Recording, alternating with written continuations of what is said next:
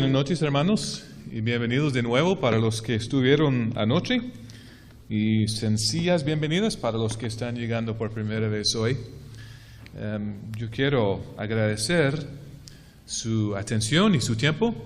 Fue particularmente gozoso para mí recibir preguntas y comentarios de varias personas anoche después de que terminamos, y también de recibir la gran sorpresa de que dos ex compañeros míos de la misión latinoamericana están presentes, a mi gran sorpresa, y mañana voy a desayunar con ellos, es más. Entonces esta visita ha sido pues ocasión de mucho gozo para mí. También el gozo viene de la increíble hospitalidad y cariño de nuestros anfitriones. Yo no sé cuántos de ustedes están integrados a algún programa o servicio que este seminario ofrece, pero yo me he quedado admirado por la cantidad de diferentes proyectos, formaciones, servicios que extienden a la comunidad aquí. Hemos llegado a un buen lugar, y si usted no conoce ese lugar muy bien todavía, pues yo como invitado y huésped me siento en la libertad de animarle a que aproveche de lo que hay aquí, porque es maravilloso y la gente es maravillosa. Me dijeron ayer, muy sutilmente, que en una conferencia como esta, en Perú, me desubiqué por un segundo, que la gente casi anticipa que se puede llevar algo después, algún documento, algún bosquejo, algunas hojas, y para tratar de satisfacer esa necesidad o ese deseo, lo que vamos a hacer es poner aquí el bosquejo. Yo no sé, Tito hizo maravillas ahí hace segundos, sí, ahí está una de las maravillas, y vamos a por lo menos tener ahí el mapa, porque quiero repasar donde estuvimos anoche, donde vamos a estar hoy y donde vamos a llegar mañana, si Dios quiere. Para que tengan una idea muy visual del camino por delante. Esto no es nada sofisticado, pero es como una destilación de mis propios apuntes. Y es más, quiero decirles que este material lo voy a publicar en forma digital en un sitio de web que mantengo.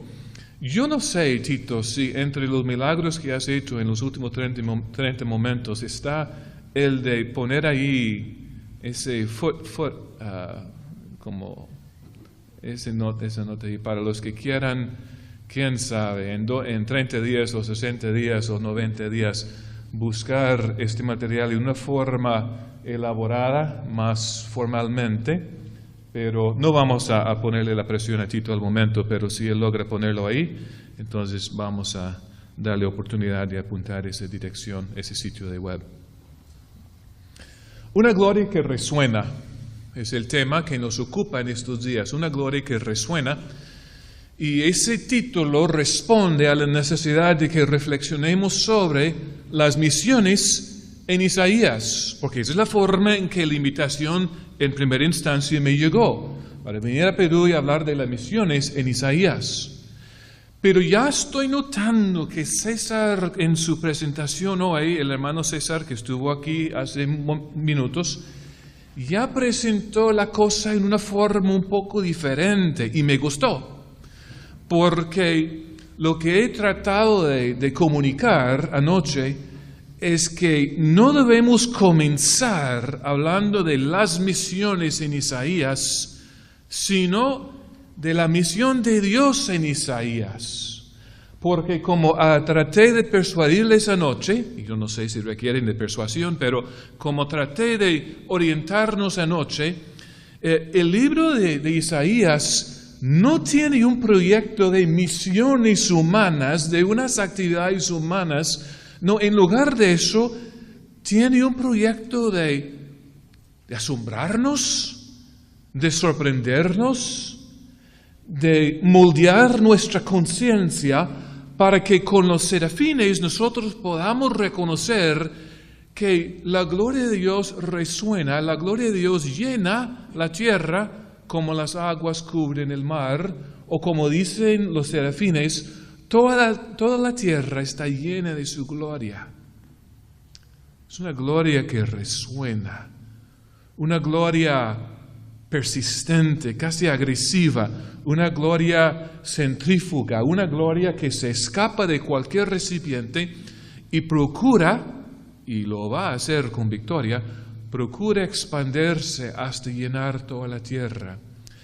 Y cualquier actividad misionera, cualquier mentalidad misionera que nosotros cultivemos entre la iglesia cristiana y también en nuestros propios corazones, tiene que ser un derivado, un producto, una consecuencia de la realidad de la gloria de Dios que se extiende a toda su tierra.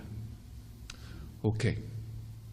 Ahora, ¿cómo vamos a aprovechar de 3 horas, una noche, una hoy y una mañana, para realmente entrar en un libro que es inmenso? ¿Cuántos capítulos hay en Isaías? ¿Alguien sabe? Ya son expertos en Isaías, no necesito estar aquí hablando a gente que ya sabe eso. 66 capítulos, es un libro larguísimo. Yo no sé si hay un libro más extenso en la Biblia, a Salmos por supuesto, pero es uno de los libros más extensos en la Biblia y con solo 3 horas sobre un tema tan profundo, tan llamativo, tan generador de idea y de energía y de esperanza como la gloria de Dios en Isaías, la gloria que resuena en Isaías, pues vamos a tener que ser muy selectivos, muy sabios en la forma en que nos acercamos a este tema. Entonces, ayer comenzamos a hablar de este tema, el Señor reina. Vamos a ver si aparece ahí. Ahí está. Y lo que vimos es que el Señor, como el gran monarca, como el gran rey de Israel, pero a la vez de las naciones, de su creación, porque hasta los serafines, esos seres ardientes que representan toda la creación en su majestad y gloria, hasta ellos lo adoran continuamente y eternamente, pues el Señor reina y ahí comienza la realidad que nosotros confrontamos como siervos suyos. Él reina. ¿Cómo es que el Señor reina? Bueno, como vimos anoche, Él reina a Isaías le gusta usar esa frase, alto y sublime. De hecho, el Señor acumula un sobrenombre en Isaías, 2 sobrenombres en Isaías. El que más conocemos los que leemos el Antiguo Testamento frecuentemente es el Santo de Israel. Isaías es casi el único escritor bíblico que se refiere a Dios con ese sobrenombre, el Santo de Israel. Y si somos lectores del Antiguo Testamento, espero que lo seamos, porque alguien me dijo hoy que la predicación del Antiguo Testamento en este entorno es casi algo que es desaparecido. Lamento eso y les exhorto a que si eso es cierto, que lo recuperemos.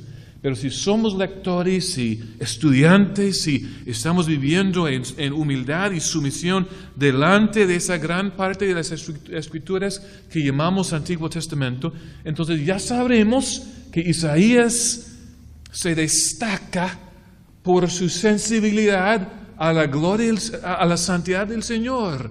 Y él se refiere con cierta frecuencia al Señor como el Santo de Israel. Ese es el primer sobrenombre que Isaías le da. No sé, por un dominio muy limitado del español, si es correcto usar la palabra sobrenombre en la forma en que lo estoy usando. Si no, corríjame por favor después. Pero el segundo sobrenombre que Isaías utiliza es precisamente el alto y sublime.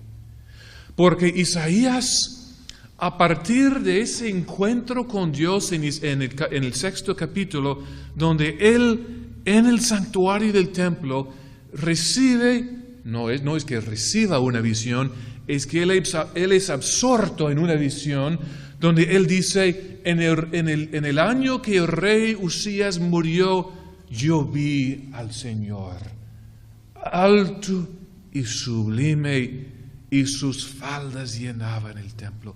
A partir de ese momento de encuentro, no sabemos si es un momento de conversión para Isaías, o si es, mejor dicho, un momento de comisión profética para Isaías. Yo supongo que la segunda opción es la más acertada, pero en ese encuentro, a partir de ese encuentro, él no deja de hablar del Señor como el alto y sublime, segundo sobrenombre que él le da al Señor. Y si nosotros vamos a ser agentes de salvación, llámese misiones en nuestro mundo, será porque hemos captado que el Señor reina alto y sublime, nada le amenaza, nada le restringe, nada le limita a extender su salvación y su gloria a las naciones, y nosotros, con un sentido de privilegio y satisfacción, nos ofrecemos como siervos de su proyecto. Comenzamos entonces no con nosotros, sino con el Señor que reina alto y sublime. También vimos que Él reina en santidad, es decir, Él es totalmente distinto a la creación que Él gobierna. No es que Él sea remoto, no es que no le interese, es que Él en su existencia no depende de su creación. Su misma creación es un acto de amor, es un acto de generosidad. El Señor no tuvo que crear nada, sino que lo hizo y lo sostiene en su mano como objeto de su amor divino. Él es diferente a ello, pero Él, por generosidad y de espíritu y amor apasionado, entra a la realidad de esa creación libremente, como vimos anoche, para salvar donde Él quiera, para redimir donde Él quiera. No hay muro de Islam, no hubo muro comunista, no hubo nada en la historia que a fin de cuentas pudo quitarle al Santo de Israel, es decir, el que es diferente, el que no es limitado por las condiciones de este mundo, para salvar y redimir cuando Él quiera, cuando Él quiere salvar y redimir. Quizás nunca antes han pensado en su santidad en ese sentido, porque normalmente cuando pensamos en santidad, consideramos más bien cualidades que consideramos cualidades morales. Y eso es correcto. Pero yo les quiero, y anoche quería animarles a pensar en santidad también como esa distancia existencial entre el Señor y su creación, que le permite hacer lo que Él quiera sin ser condicionado en sus acciones, en sus decisiones, por las cosas que nos limitan y nos condicionan a nosotros. Por eso Isaías famosamente pregunta, ¿será que el brazo del Señor se haya quedado corto para salvar? ¿Será que hay imperio? ¿Será que hay dureza de corazón? ¿Será que hay algún impedimento que le inhiba salvar? El profeta lanza esa pregunta retóricamente porque él sabe que la pregunta es no, que no hay nada. No hay nada. Yo recuerdo cuando aquí estamos hablando de naciones y imperios y todo, pero yo recuerdo que cuando yo tenía 16 y 17 años y mis amigos eran jugadores de básquetbol en mi colegio y yo era el único cristiano entre ellos y mi mamá me dijo, David, ¿por qué no invitas a Bibby Bright? Bibby Bright, un tipo ahí, la mención de su nombre me hace sonreírme un poco, a venir a la iglesia con nosotros. Y yo le dije, mamá, Bibby Bright jamás va a venir a la iglesia con nosotros. No, Bibby Bright, nada que ver con Dios. qué locura. No dije qué locura a mi mamá, por supuesto, pero lo pensé.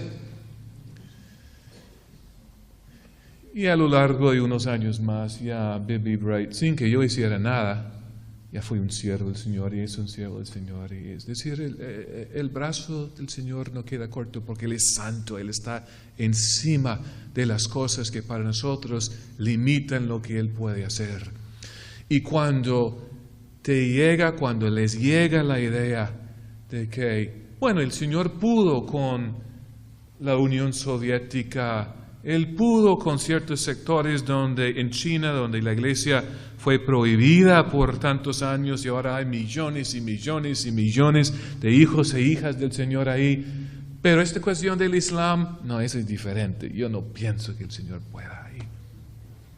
Recuerde que el Señor Él reina en santidad, incondicionado por las circunstancias. Y si necesitan evidencia circunstancial, yo les digo que viajo cada 3 meses al cercano Medio Oriente y el gran motivo de los viajes míos es trabajar con programas ahí que son urgentes. ¿Por qué son urgentes? Porque más musulmanes están llegando a los pies de Cristo en este momento que en cualquier momento desde la conquista del Medio Oeste por el Islam en el 7º siglo después de Cristo. Y donde no hay persona que testifique, donde no hay contacto, donde fluye de ser humano a ser humano las buenas nuevas de Jesucristo, el Señor está apareciendo en visiones ante seres humanos que Él quiere, que son musulmanes, y presentándose a ellos, y ellos están respondiendo a su amor. Y en los 6 seminarios de habla árabe, donde Overseas Council está trabajando, todos los 6 constantemente reciben comunicaciones de parte de seguidores de Jesús que vienen de trasfondos musulmanes diciendo: nosotros queremos una formación teológica de excelencia porque ya tenemos gente detrás de nosotros que dependen de nosotros en los estados más cerrados. El Señor es santo y reina en santidad, nada le impide, ningún obstáculo le frena. Donde Él quiera salvar, Él salva. Y después vimos rápidamente que el Señor reina en justicia. También vimos que el Señor reina sobre los ídolos. Y vimos la ironía de que los ídolos tienen bajo control la gente que les sirve. Y sin embargo, para Isaías, los ídolos no son nada.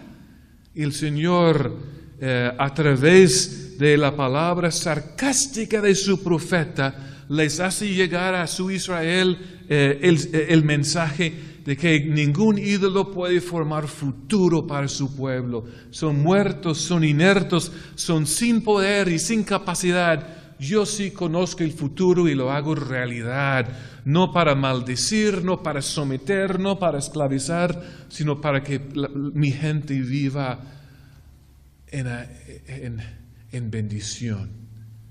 No hay ídolo, dice Él, que se compare conmigo. ¿Con quién se comparará la persona que lo hizo todo? Y vimos que el Rey, el gran Rey, el Señor, reina sobre los ídolos. Y terminamos anoche hablando del hecho de que el Señor reina a favor de ambos Israel y las naciones. Ahí es donde quisiera que entremos en terreno nuevo esta noche. Perdonen que tenga esta máquina aquí. Lo que pasa es que cuando imprimimos los apuntes, no salió la parte donde yo tengo que referirme a algunas palabras en hebrea. Entonces, cuando llegamos ahí, tengo que fijarme en la pantalla, pero no me hubiera gustado no tener esta máquina aquí. Las naciones esperan. Vamos a ver si podemos poner ahí ahí es donde vamos esta noche. Las naciones esperan. Primero voy a hablar brevemente de Isaías en manos de los primeros cristianos, pero después vamos a ver que las naciones en Isaías esperan salvación por medio de la justicia. Quizás esas palabras no le tengan significado al momento, pero espero que dentro de 15 minutos sí tienen un significado donde pueden poner su amén a lo que presento ahí. También las naciones esperan luz, ley e instrucción. Muy importante en el libro de Isaías, porque para él las naciones andan descontroladas y en oscuridad. Pero hay en ellos, según él, la anticipación, la esperanza de que les llegue luz y ley, es decir, luz y ley o instrucción. Después vamos a ver que las naciones esperan o anticipan juicio, cercanía, sumisión y bendición. Y eso me va a presionar un poco para tratar de articular por qué lo puse en esa forma. Creo que tiene razón, pero estos pensamientos son frescos y nuevos y hasta a veces crudos para mí todavía, así que les invito a sus comentarios después de que presente este material. Y después la parte que más me anima, la parte de esto que quizás más me anima, y espero que le llene a sus corazones también, es que en Isaías las naciones esperan su legítima y genuina vocación. ¿Cuántos han trabajado en algo en una época de su vida que era aburrido, frustrante, y después han pasado a una nueva situación laboral, una nueva vocación, donde uno se siente de repente realizado en su trabajo? El contraste es tan fuerte. Bueno, yo supongo que aquí hay algunos.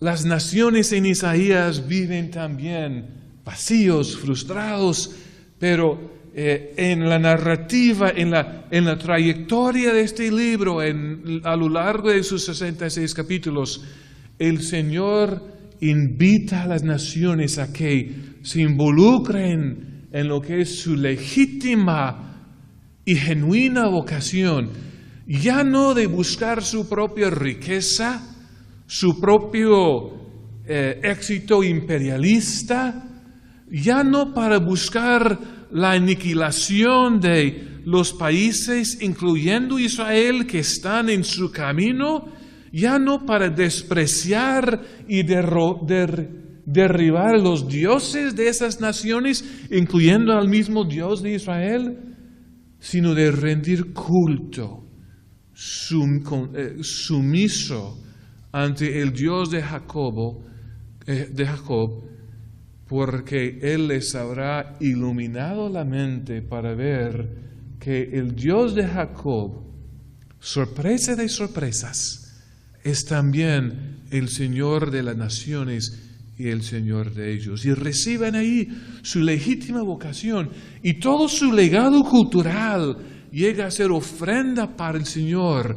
Ya no cosa vana que no hace nada, que no logra nada, sino un regalo, un obsequio, una ofrenda inmensamente, el texto dice, gloriosa, que ellos ofrendan ante Yahweh, ante el Señor de Israel, ya que han visto que Él es Señor de señores, Señor de las naciones y Señor de ellos. Entremos entonces a fondo a la cuestión de las naciones esperan. 3 libros veterotestamentarios tuvieron el mayor impacto sobre las comunidades que desarrollaron nutridos por el Antiguo Testamento. 2 comunidades. Primero, la comunidad de Qumran, es decir, una comunidad monástica, probablemente, que creen la mayoría de los especialistas en eso, que es la comunidad que escribía y atesoraba y resguardaba los llamados rollos del Mar Muerto. Toda una hazaña de rollos antiguos que fue descubierto a partir del 1948, así que muy recientemente, y tenemos la oportunidad de estudiar la interpretación bíblica que generó esta comunidad de esenios, un secta de esenios, según la principal explicación de su existencia. Y vemos que para esa comunidad, con toda su atención a la Biblia, hubo 3 libros bíblicos que realmente les orientaron más que cualquier otro. Deuteronomio, Salmos e Isaías. Y después, cuando pasamos a la otra comunidad alrededor del tiempo de Jesucristo, ahora hablo de la iglesia primitiva, de esos grupos de seguidores cristianos que en algunos casos comenzaron a vivir juntos con cierto aislamiento de las demás comunidades de seguidores de Jesús, pero a lo largo de la historia y de la extensión del Evangelio en el mundo de aquel entonces, comenzaron a verse más y más como miembros de una gran comunidad y leyeron las mismas escrituras y se sometieron a una misma interpretación de esas escrituras. Ahora me refiero a la iglesia primitiva, como a veces le damos esa etiqueta. Ellos también, cuando estudiaron el Antiguo Testamento, la Biblia de ellos no le decían Antiguo Testamento en el principio, era la única bíblica que tenían, pero cuando usaron, emplearon, escudriñaron los rollos del Antiguo Testamento para dar una interpretación a su experiencia con Jesucristo, ellos también encontraron el principal recurso en esos mismos 3 libros: Deuteronomio, Salmos e Isaías. No es una exageración decir que el Nuevo Testamento es un comentario sobre el Antiguo Testamento leído a partir de la experiencia que ellos tuvieron con Jesucristo. Voy a decir eso de nuevo. Y no sé si tenemos aquí algún profe de Nuevo Testamento. Si de ser así, quizás discrepa conmigo en el punto, pero eso está bien. El Nuevo Testamento es un comentario sobre el Antiguo Testamento, leído a partir de su experiencia con Jesucristo. Cuando yo oigo a la gente diciendo que el Antiguo Testamento es ley, el Nuevo Testamento es gracia, me duele. Cuando yo discierno en las palabras de algún siervo del Señor la implicación de que el proyecto de Dios en el Antiguo Testamento como que fracasó y tuvo que inventar algo nuevo, y eso es Nuevo Testamento, me duele, porque la realidad es que son 2 aspectos, 2 elementos de una misma historia redentiva. Y el Dios que se manifestó con asombroso amor y misericordia en el Antiguo Testamento es también el Padre de nuestro Señor Jesucristo en el Nuevo. No es que haya un abismo que separe los 2 testamentos, más bien hay una trayectoria de redención que los une. Por eso es que digo que el Nuevo Testamento es un comentario sobre el Antiguo Testamento, leído a la par de la experiencia que los primeros cristianos tuvieron con Jesucristo. Y cuando leemos el Nuevo Testamento y vemos la interpretación que hace del Antiguo, notamos un espíritu expansivo en el Nuevo Testamento. Es decir, un espíritu misionero en el Nuevo Testamento. Ahora, lo menciono porque hay otras maneras de leer el Antiguo Testamento. Hubo otras maneras de leer el Antiguo Testamento que no era tan inclusivista, que no era tan abrazadora de los gentiles que venían a creer, a tributar sus vidas, a dar sus vidas a Jesucristo. Por ejemplo, en los años después del año 70 y el año 135, 2 años muy importantes en la historia del judaísmo, en los años después de esos 2 años que representan catástrofes para la comunidad judía de aquel entonces, porque en esas 2 experiencias, los romanos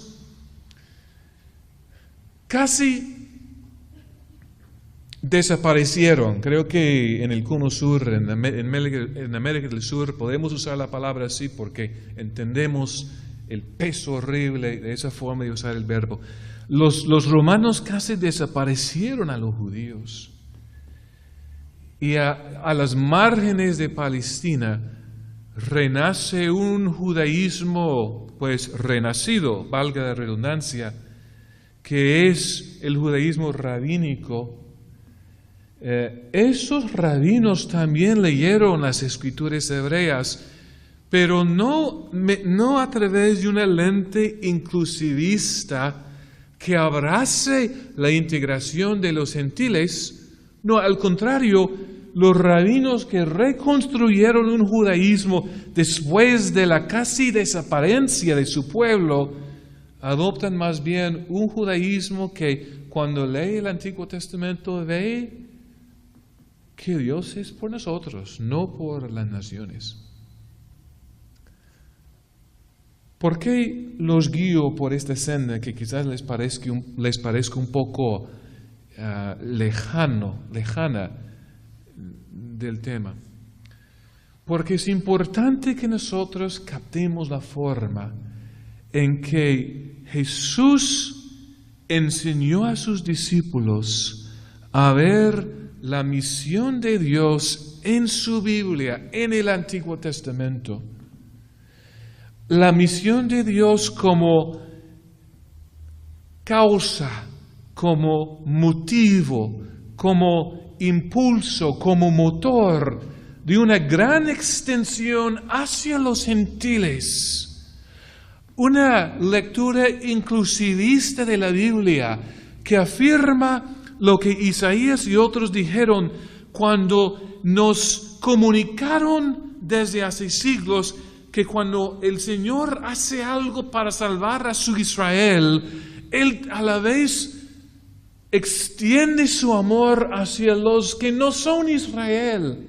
Es decir, no tenemos que escoger si Dios es por Israel o por las naciones, más bien su bondad redentiva, su generosidad redentiva es tan inmensa que rebosa cualquier recipiente en la cual podemos ponerlo y va más allá, de modo que vemos en la iglesia primitiva cristianos asombradas por la realidad de que el Señor derramase su espíritu sobre los paganos, tal y como derramó su espíritu sobre nosotros los judíos. Y hubo todo ese concilio narrado en Hechos 15, donde la iglesia y sus principales cabezas, por decirlo así, tuvieron que plantearse la pregunta: ¿será que ellos también, los paganos, las naciones, están incluidos en los propósitos de Dios tal y como nosotros nos sentimos incluidos? Y su respuesta fue: pues aparentemente sí, porque la evidencia está ahí.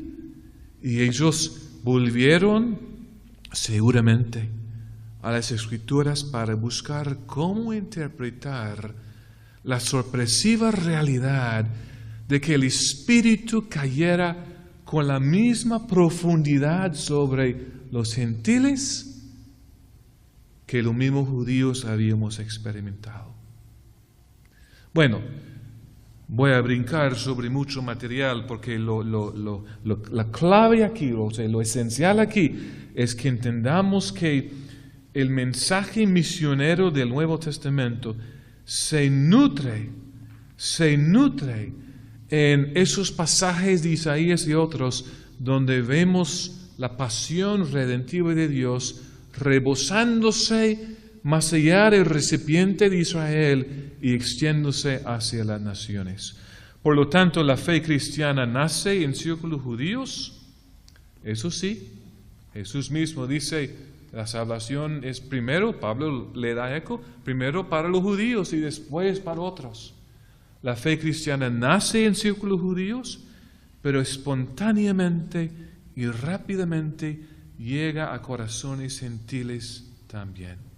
Y ahí en esos corazones gentiles, el mensaje de Jesús recibe una calurosa bienvenida como si ese mismo mensaje fuera la realización de aspiranzas y aspiraciones que habían sido bien arraigadas en corazones gentiles desde hace muchos tiempos. Es decir, llegó casi como algo conocido, llegó como algo al cual los paganos pudieron decir: bienvenido, hemos estado esperando esto. No con esas palabras, sino con su respuesta al mensaje apostólico cristiano cuando les llegó. El mensaje cristiano, saturado por lógica y preceptos y lenguaje hebreos, llega a mentes y corazones paganos como buenas noticias, como buenas nuevas. Voy a decir eso una vez más. El mensaje cristiano saturado en lógica hebrea, en presuposiciones hebreas, en lenguaje hebreo, en preceptos hebreos, llega a mentes y a corazones paganos, no hebreos. Y la gente lo recibe como buenas nuevas. Eso es increíble. Eso es asombroso. Pablo mismo lo encontró como algo difícil de entender, y por eso tenemos esos maravillosos capítulos de Romanos 9 a 11, donde Pablo lucha para identificar la razón que hay en este extraño suceso de que el Dios de Jacob, cuando Él extiende su brazo para salvar, reciba y recibe la bienvenida de parte de gente que no tenía ningún derecho supuestamente a verlo como el Dios de ellos. Las naciones esperaban, las naciones anticipaban, las naciones esperan, siguen esperando, las naciones siguen anticipando, y nuestro deber y privilegio como misioneros es responder a esa esperanza, a esa anticipación, con las mismísimas buenas nuevas de Isaías y de Jesucristo. No porque nosotros seamos inteligentes comunicadores, sino porque hemos ya visto en la experiencia cristiana que la gloria resonante del Señor también resuena en horizontes más allá. Las naciones esperan, las naciones anticipan. El texto de Isaías nos da la muy poca anticipada sugerencia de que las naciones esperan y hasta confían en la justicia y enseñanza que el Señor les otorga. Isaías 42, por ejemplo, los primeros 4 versículos son los que voy a leer aquí. Por casualidad vamos a leer mucha cita bíblica esta noche porque es importante hacerlo. Así que si tienen sus Biblias y pueden manejarlas ágilmente, nos irá muy bien. El Salmo 42 es el primero de los llamados cánticos del siervo del Señor. Ese término es reciente, fue inventado en el siglo XIX, no es lo que la Biblia llame, o la forma en que la Biblia le dé etiqueta a estos pasajes, pero es una buena forma de conceptualizarlos, de entenderlos. Los cánticos del Señor se llaman así porque son poemas, son cánticos. Es literatura muy sofisticada, muy linda, y también se llama así porque el protagonista, la figura principal en estos cánticos del siervo es un siervo del Señor, o como el texto dice, el siervo del Señor.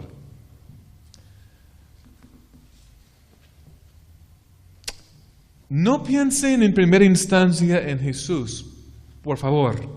Aunque necesariamente sus pensamientos tendrán que llegar a Jesús, cuando hablamos del siervo del Señor, no comencemos pensando en Jesús, más bien permitamos que el texto mismo defina quién es, o quiénes son, o quiénes constituyen este siervo del Señor. Isaías 42, los primeros 4 versículos dicen: este es mi siervo a quien sostengo, mi escogido en quien me deleito. Sobre él he puesto mi espíritu. Ok, hasta ahí está bien. Podemos ver la cercana relación que hay, la íntima relación que hay entre el Señor y este siervo todavía no identificado. Pero fíjense ahora al final del versículo 1 lo que es su primera y casi quiero decir su principal tarea: y llevará justicia a las naciones. ¿Cómo? ¿Cómo cumplirá ese proyecto de llevar justicia a las naciones? Versículo 2: no clamará, ni gritará, ni alzará su voz por las calles.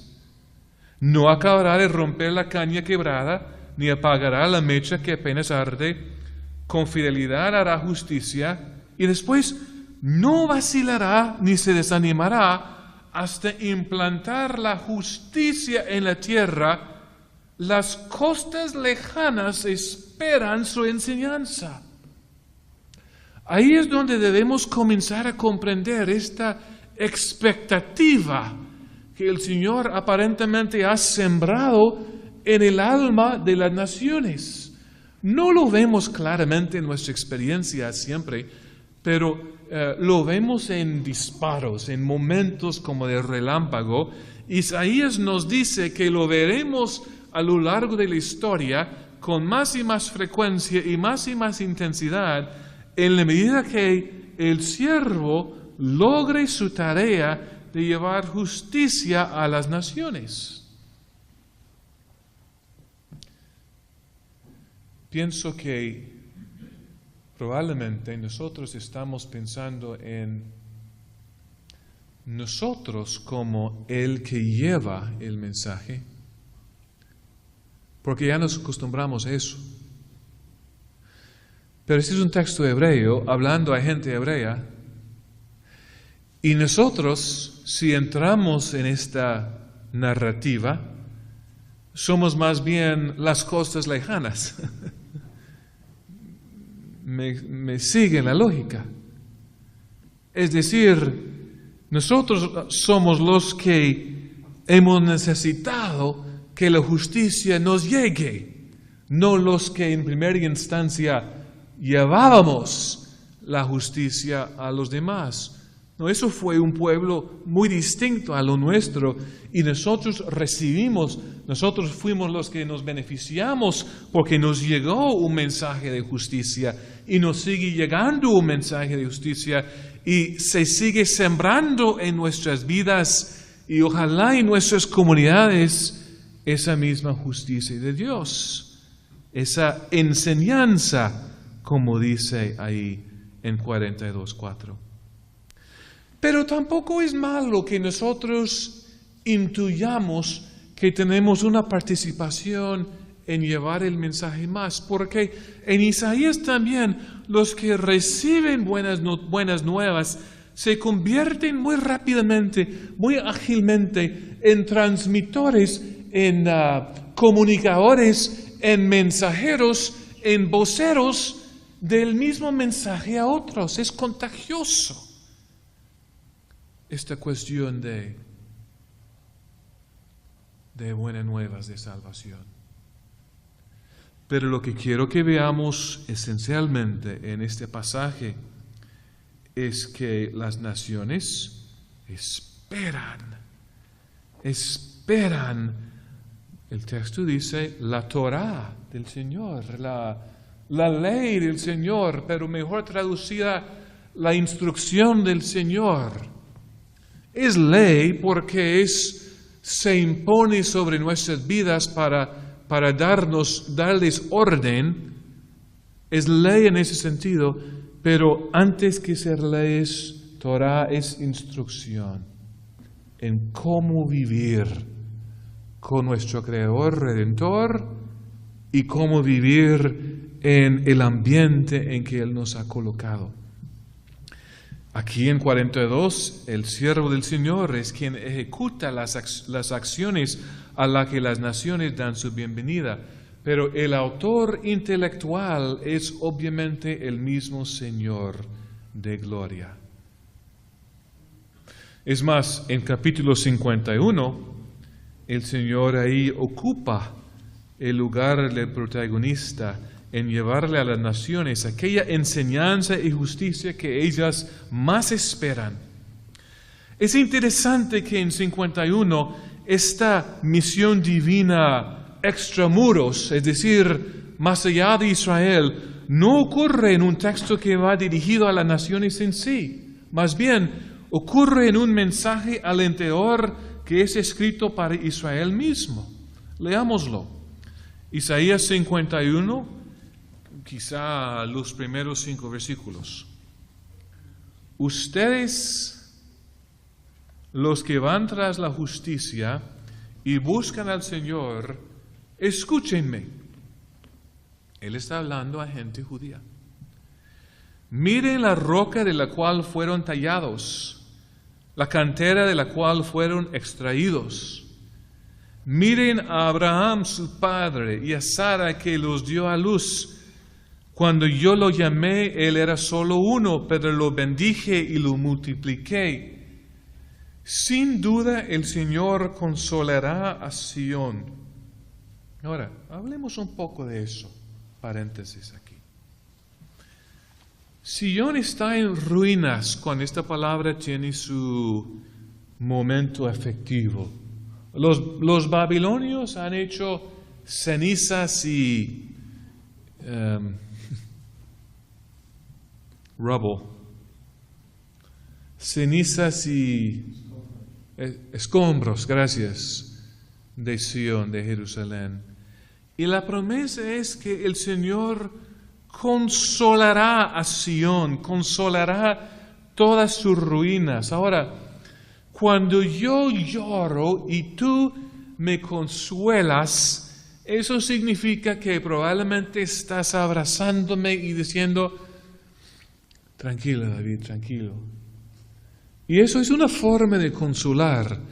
Pero cuando Isaías habla de consolación, de la consolación de Sión, él no está hablando principalmente del estado de ánimo bajo de la gente, ni tampoco de la necesidad emocional que la comunidad tiene. Él está hablando de que Dios hace algo para restaurar a la gente para que no tenga que llorar y vivir en derrota. Entonces es una consolación activa, concreta, real, poderosa, restauradora.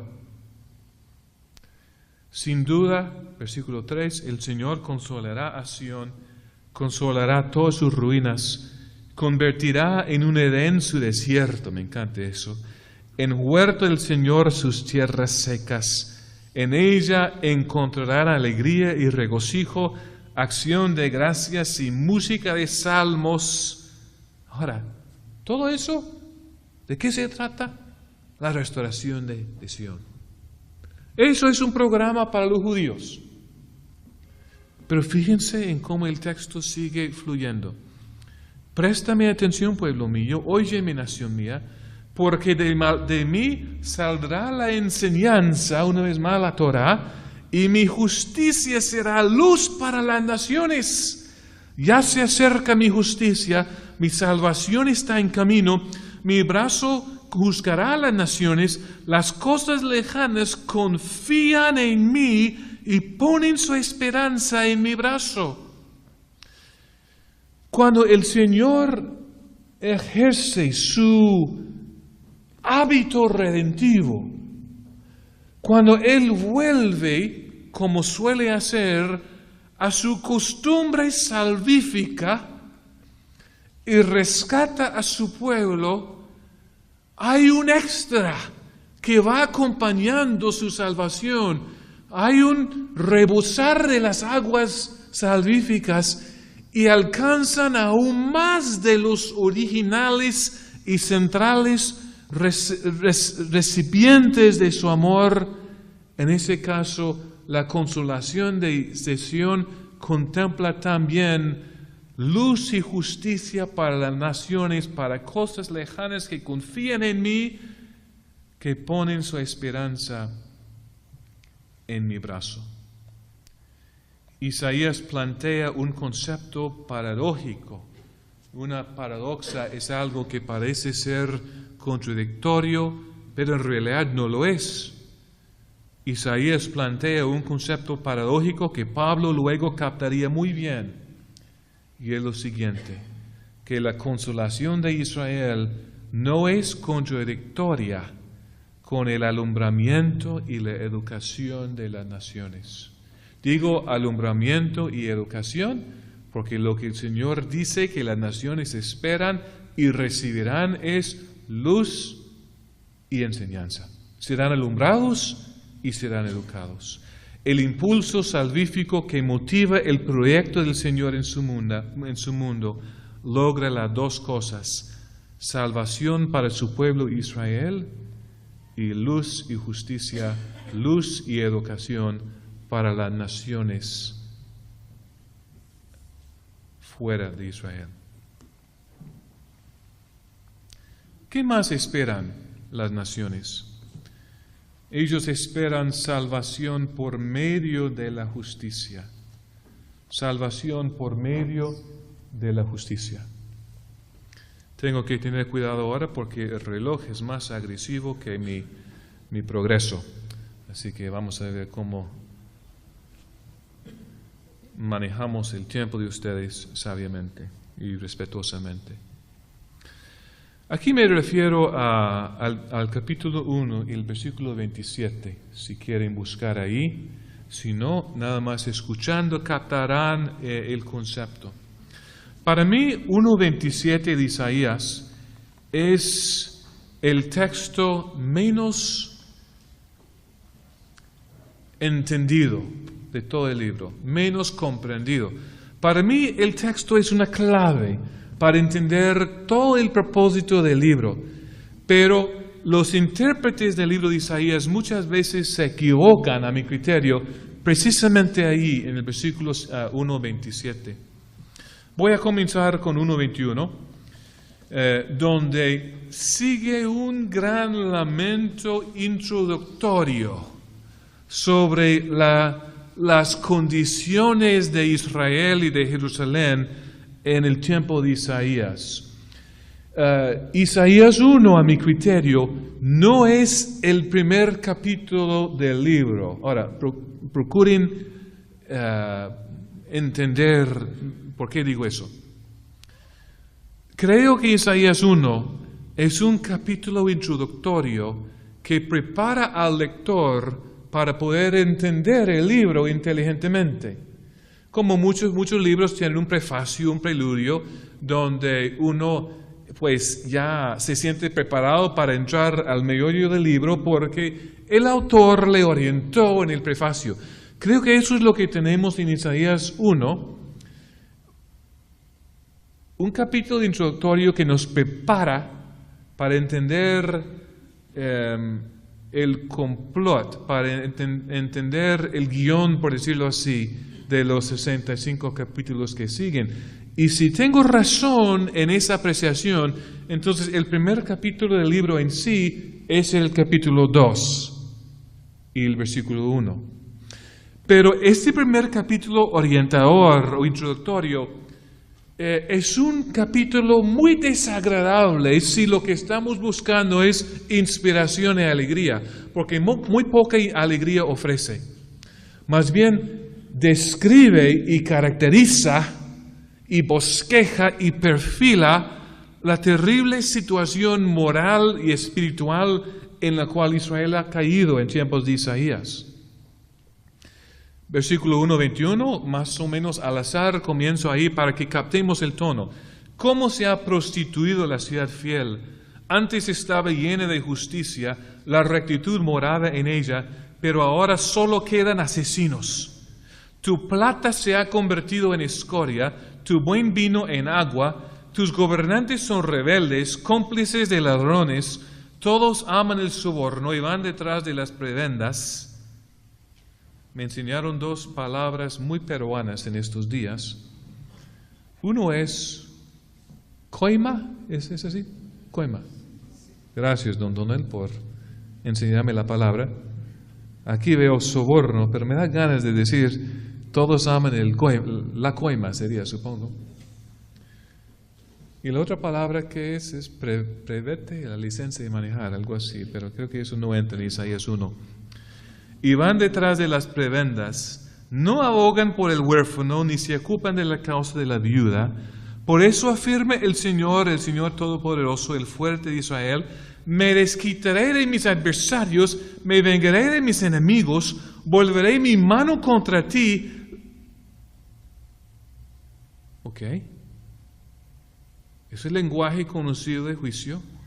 ¿Es normal en un oráculo contra una nación?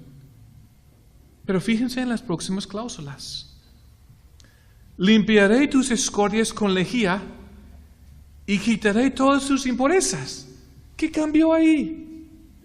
¿Cómo es que hace un instante estuvimos hablando de castigo y ya estamos hablando de purificación? Bueno, es porque el Señor en Isaías apasionadamente avanza su proyecto de castigo remedial por su pueblo. Castigo purificador. Castigo hasta vivificante. ¿Ok? Y aquí estamos topándonos con esa realidad por primera vez. Restauraré a tus jueces como al principio y a tus consejeros como al comienzo. Entonces serás llamada ciudad de justicia, ciudad fiel. Ahora todo un oráculo judicial se ha convertido, sin comentarios, en un oráculo de salvación. Y lo que media ese cambio es sufrimiento purificador. Versículo 27, el versículo menos entendido en todo el libro. Sión será redimida con justicia y con rectitud los que se arrepientan. Eso es como se lee. Eso es lo que dice la versión popular, la Nueva Versión Internacional, que es una excelente versión. Pero es una pésima traducción aquí. Y les voy a explicar por qué. Y no solo esa versión, sino casi todas las versiones. A mi criterio, y se lo ofrezco como opinión informada, pero solo como mi opinión, ustedes deciden si tengo la razón o no. La forma en que los traductores y los intérpretes de ese libro entienden 1.27 normalmente es así. Las cosas van muy mal en Israel. Israel se ha vuelto demasiado rebelde. Ha provocado a su Dios. El horizonte está oscuro. Pero no es tan mal, no debemos exagerar. A la octava hora, Dios, por su justicia, redimirá Sión. Así que se escapa apenitas de un juicio que casi cae sobre Israel, pero por ser pueblo electo, pueblo elegido, el Señor interviene en última hora y la cosa no termina tan mal después de todo. Es la forma en que con demasiada frecuencia el 27 se lee. Sión será redimida con justicia y con rectitud. Pero yo pienso que lo que se está diciendo aquí es casi el contrario de eso. Que después de esas promesas purificadoras en 25 y 26, volveré mi mano contra ti. ¿Cómo? ¿Para destruirte? No, limpiaré tus escorias con lejía. Lejía quema, ¿no? Y quitaré todas tus impurezas. Restauraré a tus jueces como al principio y a tus consejeros como al comienzo. Entonces será ciudad de justicia, ciudad fiel. ¿Cómo será toda esta transformación de futuro? Sión será redimida por medio de juicio. Es decir, no porque Dios decida, no es tan mal, quizás no ejecutó lo que prometí. No, sino porque Él trae juicio quemante, juicio ardiente al seno de su pueblo. Y después en la segunda cláusula, Él trae justicia. Y los que vuelven, el texto en la Nueva Versión Internacional dice, los que se arrepientan, está bien, pero también está la idea de que los que vuelven, los que sobreviven, los que eventualmente lleguen de nuevo a vivir ahí en Sion, donde habían sido deportados, serán los que se someten a esta quemante purificación que el texto llama juicio. Entonces Israel no se escapa de su juicio. Israel descubre su salvación y su redención cuando camina a través de, por medio de ese valle de la sombra de muerte que es el castigo divino que cae sobre ellos. ¿Me explico? Es un poco difícil para mí explicar esto, pero ¿captan la idea? No es un escape de, es una redención por el juicio del Señor. Esa es la lógica redentiva de Isaías. Nadie se escapa de la santa ira del Señor cuando ha vivido en rebeldía, pero los que se someten a ella descubren que hay vida y salvación al otro lado de la experiencia, al otro extremo del horno de la aflicción. Es la lógica redentiva en el libro de Isaías. Y lo menciono aquí porque aunque 1:27 aplica esta lógica redentiva a Israel, a lo largo del libro descubrimos que la misma lógica redentiva corresponde a la experiencia de las naciones también. Y por eso digo que las naciones esperan su salvación por medio de o a través de la justicia o el juicio del Señor. Sigamos.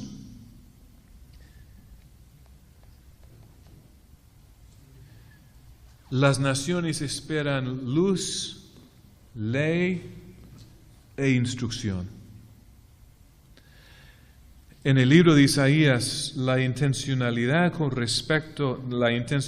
del Señor con respecto a las naciones no recibe el mismo énfasis que sus propósitos para Israel reciben. Se habla más de Israel y menos acerca de las naciones.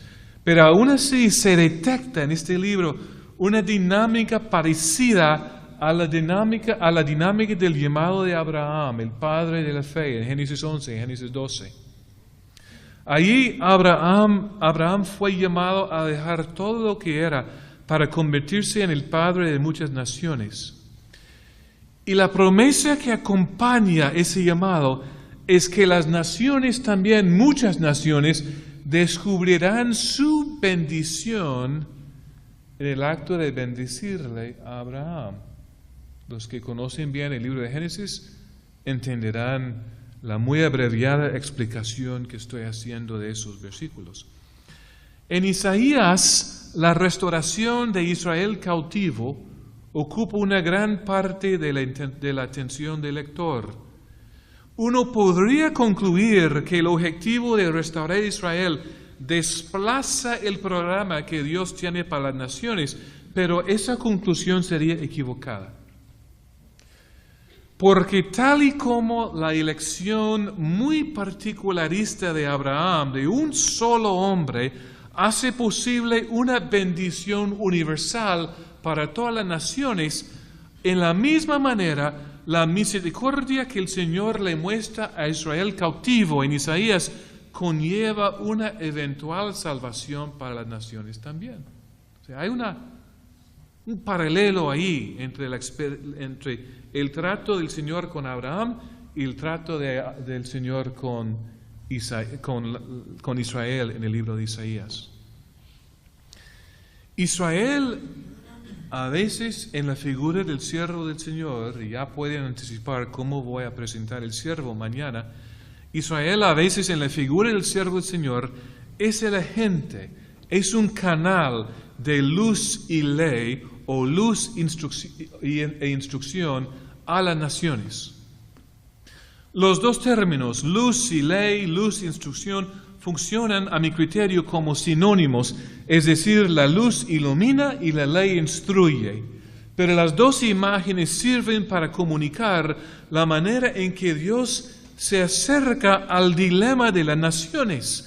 Y el dilema es precisamente que no pueden ver, es decir, no pueden percibir las cosas tal y como son, y no saben vivir, no saben caminar. Ese es su dilema. Dios usa su agente, Israel o el siervo, para llevar luz para que vean las naciones y ley, enseñanza, para que comprendan cómo caminar las naciones. Ahora, tenemos reservada para mañana una conversación sobre el siervo, pero quise mencionar ese aspecto brevemente al momento. Permítanme entonces ahora dirigir nuestra atención al segundo capítulo de Isaías, el capítulo que yo en lo personal he titulado La visión de visiones en Isaías, porque para mí el libro comienza aquí. Ya mencioné mis razones por pensar eso. Esta visión es entonces la primera palabra del libro, el primer argumento del libro. Es una visión programática. Eso significa que es una visión que nos anticipa, que nos insinúa lo que será todo el proyecto del libro en sí. Y fíjense en lo que dice con respecto a las naciones y su necesidad de luz y ley. Y con eso quizás podemos terminar hoy y retomar el tema mañana antes de entrar al tema del siervo. 2:1. Palabra que Isaías, hijo de Amós, recibió en visión acerca de Judá y Jerusalén. Eso me suena a mí como introducción a un libro. Creo que eso es precisamente lo que es. En los últimos días, o quizás mejor traducido, en un momento futuro, porque últimos días, eso ya para los cristianos de nuestra época, esas palabras vienen cargadas de mucho bagaje escatológico, y creo que Isaías no estaba entrando en una discusión de lo que nosotros llamaríamos escatología. No, creo que él estaba diciendo más allá de lo que yo puedo ver, en un tiempo muy futuro. En los últimos días, o en aquel tiempo, el monte de la casa del Señor será establecido como el más alto de los montes. Se alzará por encima de las colinas y hacia él confluirán todas las naciones. Ahora, siempre me da una sonrisa leer esto, porque Isaías está describiendo un mundo que sería imposible bajo las condiciones reales en las cuales nuestro mundo existe. Es decir, él está hablando de un mundo transformado, un mundo tan diferente al mundo que nosotros conocemos, que solo Dios lo podría crear, o quizás él diría recrear. ¿Por qué digo eso? En primer caso, porque el monte de Sión, el monte de la casa del Señor, no es una montaña alta, más para gente que vive en los Andes, donde sí hay montaña, ¿verdad? O en las montañas rocosas de mi país, donde sí hay montaña. Pero si alguien ha viajado, yo escuché hablar de un viaje a Israel ayer, yo no sé en qué consiste esa idea, pero si ese viaje se realiza, los que participan verán que el monte de Sión es una colina, es algo pequeño. En la visión de Isaías resulta ser el más alto de los montes. Se alzará por encima de las colinas. Y después él dice otro detalle que es imposible en un mundo como el que nosotros conocemos y seguirá siendo imposible a menos que el Señor transforme o recree ese mundo en algo distinto. Porque él dice, y hacia él fluirán como un río las naciones. Ahora, yo tengo solo 3 días en Perú. Todavía no he podido investigar si en Perú, como en los demás países que yo conozco, el agua fluye para abajo o para arriba. Pero supongo que aquí también fluye para abajo. ¿Verdad? ¿Es cierto? Ok. Por lo menos no he tenido problema con la plomería en la habitación donde estoy. Así que pienso que la gravedad aquí funciona sobre los líquidos tal y como funciona en el resto del mundo. Pero en Isaías, él muy inteligentemente está hablando de una situación totalmente distinta, donde las aguas, ahora son las naciones, fluyen para arriba, para llegar al lugar que ha sido transformado en el monte más alto de todos los montes. Él está hablando de un mundo que ha sido transformado, donde cosas que nunca pasarían en nuestra realidad ahora pasan rutinariamente porque Dios ha cambiado todo, porque todas las cosas son nuevas. Eso es concepto y lenguaje del libro de Isaías condensado en esta visión de visiones al inicio de su libro. Y después él dice otra cosa imposible. Muchos pueblos vendrán y dirán, vengan, subamos al monte del Señor, a la casa del Dios de Jacob. Ahora, en el mundo de Isaías, ¿cuál nación decía semejante cosa? Tenemos unos versículos, unos pasajes donde escuchamos a las naciones conspiratorias haciendo sus complot en contra de Judá y su Dios.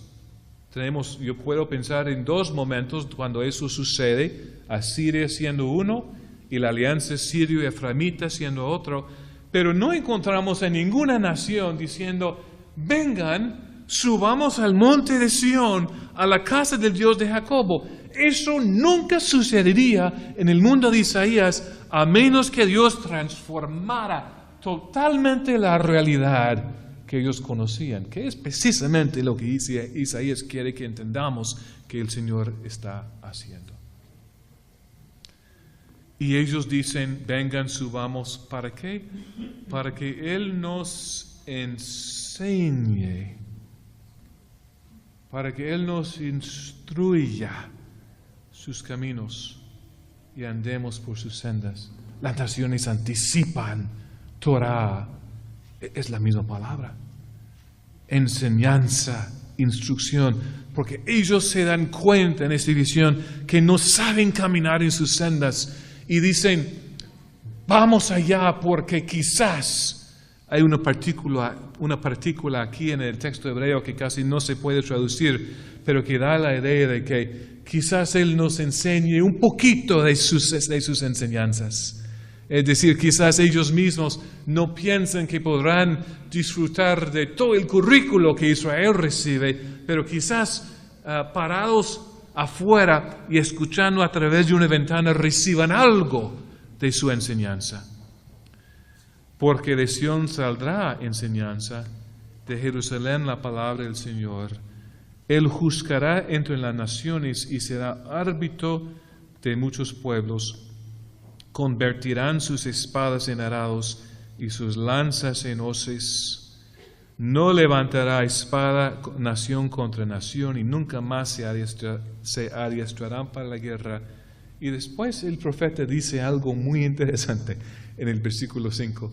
Lastimosamente, algunos aquí tendrán una Biblia que intromete o que introduce ahí entre versículo 4 y 5 un subtítulo editorial que da la idea de que ahora en 5 vamos a otro tema. Equivocado. Esa decisión editorial, a mi criterio, es equivocada. 5 más bien resume y corona lo que viene hablándose en 1 a 4, donde el profeta dice, ante esta visión donde las naciones fluyen a recibir la enseñanza del Dios de Jacob, él dice a su misma gente judía, hebrea, él dice, ven pueblo de Jacob y caminemos nosotros a la luz, ahí está, a la luz del Señor para que ellos no lleguen primero y nosotros lleguemos tarde.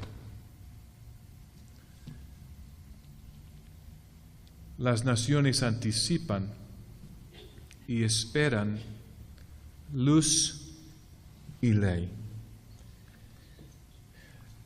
El profeta Isaías dice, esas expectativas no morirán no satisfechas, es decir, no morirán sin que el Señor les atienda. Y ahí está el espíritu misionero de nuestro Dios y el espíritu misionero del libro de Isaías. Mencioné anoche una gran ironía, permítanme terminar tocándola una vez más. Para Isaías, la experiencia que estamos disfrutando, espero que estén disfrutando, yo estoy disfrutando, la experiencia que estamos compartiendo hoy es algo que él nunca vio. Fue promesa audaz de su Dios y punto. Él nunca vio a las naciones fluyendo. Él nunca vio con sus ojos a gente de nuestra América, si él hubiera podido imaginar tierras al otro lado de los mares, de las mares. Él nunca vio las gentes dedicando una hora de su tiempo y además de esa hora, todas sus vidas a la lectura y estudio y práctica de la enseñanza del Dios de Jacob. Él nunca lo vio. Murió antes. En su mundo hubiera sido imposible. Lo tenemos aquí solo porque Él lo aceptó y Él lo grabó como promesa divina de algo que es tan asombroso que le costó imaginarlo. Y la ironía consiste en esto. Aquí estamos. Aquí estamos. Haciendo precisamente lo que esta visión promete. Subiendo al lugar donde el Dios de Jacob vive, con la más desesperante necesidad de recibir un poco de su enseñanza para saber cómo caminar en su senda. Aquí estamos.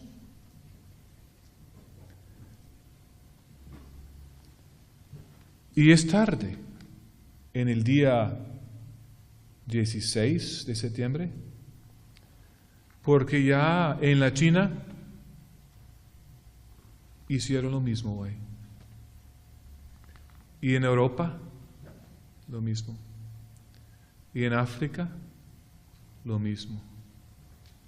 Y pronto, al otro lado, comenzarán de someterse de nuevo al despertarse en la mañana a practicar esta misma experiencia que tenemos esta noche, a ver vidas reorientadas, espíritu quebrantado, revivificado, gente deshecha, reintegrada,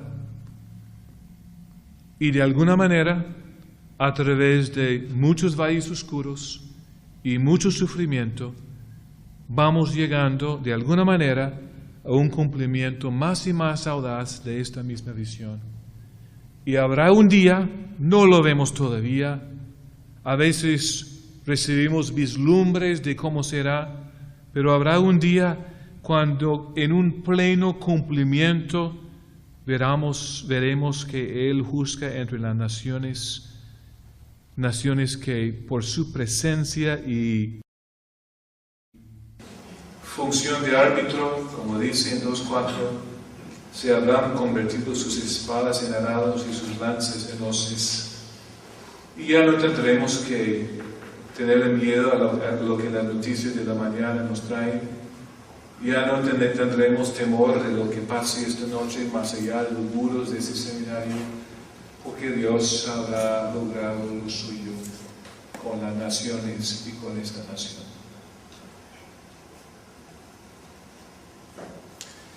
Y si nosotros somos misioneros,